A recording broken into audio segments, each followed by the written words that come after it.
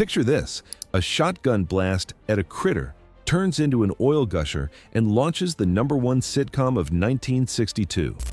The Beverly Hillbillies wasn't just another TV comedy. It was a cultural phenomenon that dominated American living rooms for 9 straight seasons. You probably remember Granny threatening city folk with her shotgun, or Jethro bragging about his 6th grade education. But what if I told you the actor playing that dim-witted nephew actually had a business degree and made millions outsmarting Hollywood studios? Or that the show's brutal cancellation had nothing to do with ratings? Today, we're counting down 15 weird facts about the Beverly Hillbillies that prove this backwoods family had more secrets than a Beverly Hills country club. Number 15. Jethro couldn't spell MBA, but Max Baer Jr. didn't need one. The man who played Jethro Bodine with that goofy grin actually held a business degree from Santa Clara University with a philosophy minor for good measure. After the show ended, Hollywood typecast Baer so completely that casting directors couldn't see past the character. They'd ask him to do the voice, never mind his education or directing skills. So Baer went independent and wrote, produced, and starred in Macon County Line in 1974.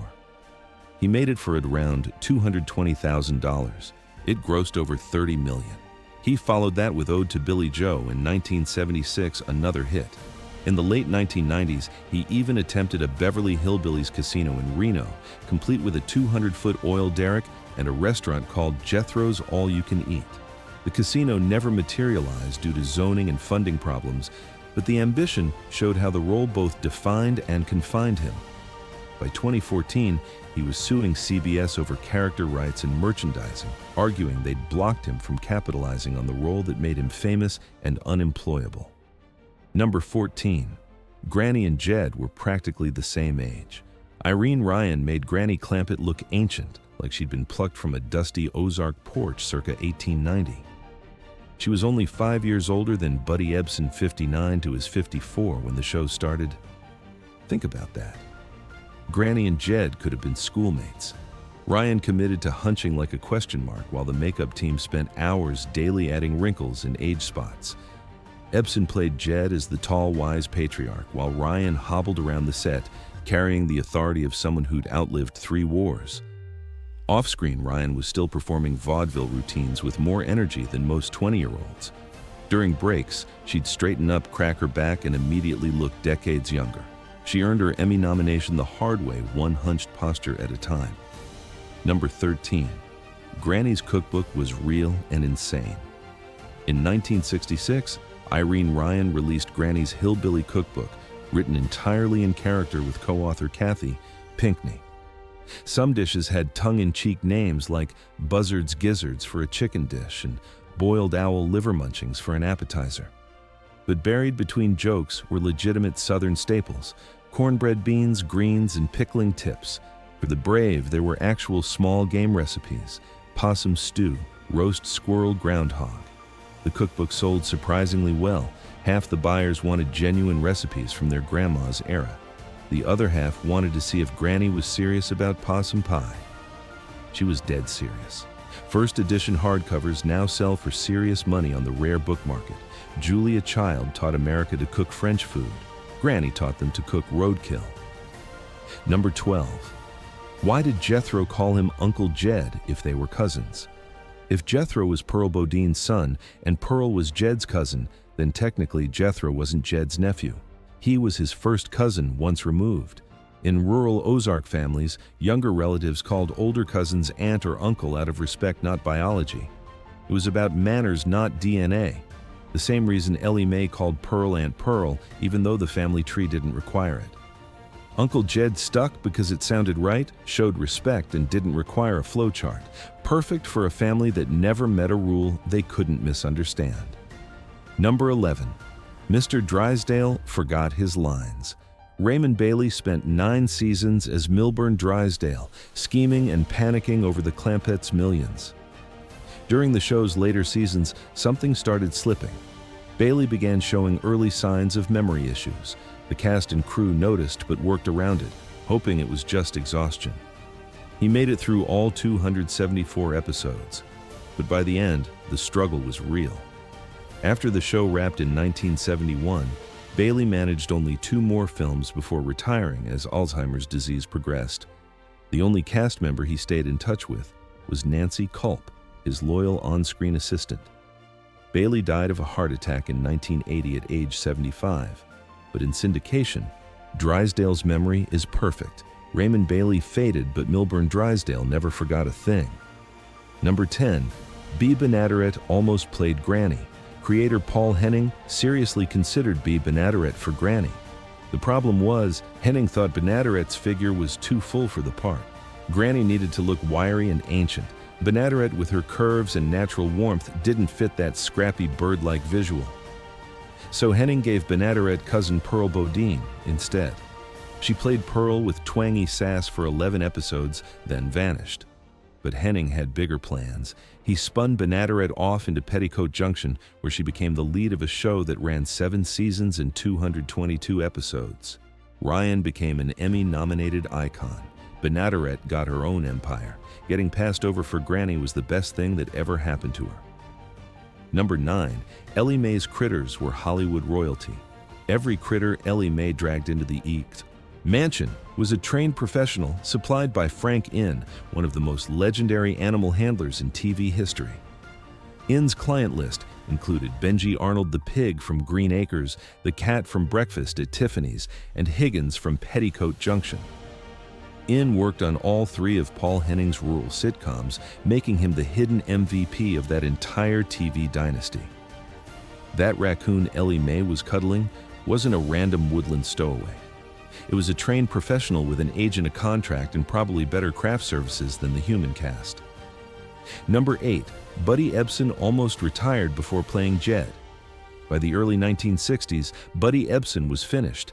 He danced with Shirley Temple, survived the Tin Man makeup that nearly killed him, and spent decades bouncing between vaudeville Broadway and Hollywood musicals. He was ready for a quiet ranch life. Then, his agent handed him a script for the Beverly Hillbillies. Ebsen later said he started reading and laughing, and by the time he finished laughing, he had signed a contract. But Ebsen had one condition: they'd have to rewrite Jed. The original version was a wide-eyed country bumpkin. Ebsen refused. He wanted Jed to be calm, moral, and quietly wise. Without that change, the show would have been 9 seasons of laughing at hillbillies. With it, the show had a soul. After the Clampetts ended, Ebsen went on to play Barnaby Jones for 8 more seasons. The man who almost quit acting wound up with 2 iconic TV roles spanning 17 seasons. Number 7. 55 episodes slipped into the public domain. Because of a clerical mistake, 55 early episodes of the Beverly Hillbillies slipped into the public domain. Someone at Filmways, the show's original distributor, simply forgot to renew the copyrights in the 1970s. That blunder meant anyone could legally copy, sell, or broadcast those episodes for free as long as they removed the copyrighted theme song. That's why you'll find bargain bin DVD sets where the theme song's mysteriously replaced with something that sounds like it was played on a kazoo. The accidental giveaway actually kept the show everywhere. Local stations, budget streaming services, and late-night cable all feasted on free Clampett content. CBS lost control, but America gained unlimited hillbilly access. Number 6. The concept was originally about time travel.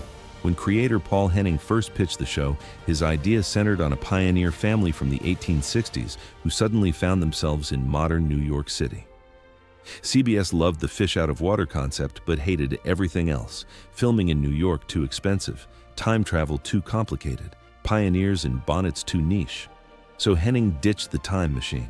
The family became poor Ozark mountaineers who struck oil and moved to Beverly Hills. No flux capacitor required. That rewrite turned a gimmick into gold. The Clampetts didn't need to be from another century to feel out of place in Beverly Hills. They just needed to be themselves. Number 5. The Clampetts' jalopy sold for $275,000.